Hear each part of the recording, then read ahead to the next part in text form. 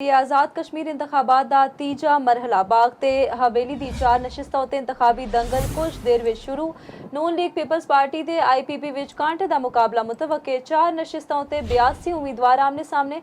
बाग दे 3 हलकियां विच सरदार अनीक, सरदार तनवीर उल इलियास, सरदार कमरुज़्ज़मान ते सरदार मीर अकबर वर्गे वड्डे नाम मैदान विच। नशिस्तां 2 जिले दर्जनों उम्मीदवार ते लखां वोटर्स हुण नजरे ने बाग उते जिथे हर वोट सियासी नक्शा बदलण दी सलाहियत रखदा है। पीर नूं फेर इंतखाबी दंगल सजेगा।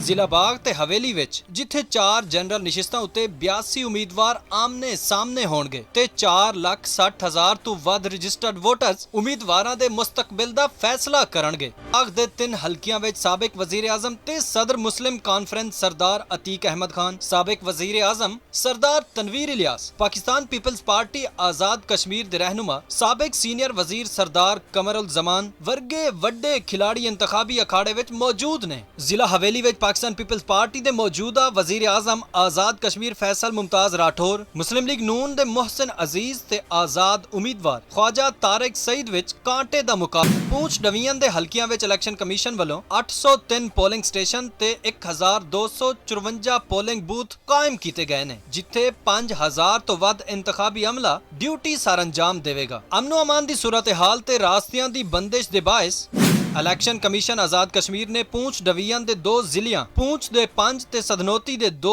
इंतखाबी हलकियां विच इंतखाबात मुलतवी कर दिते ने। वकास अहमद, चौपाल, इस्लामाबाद।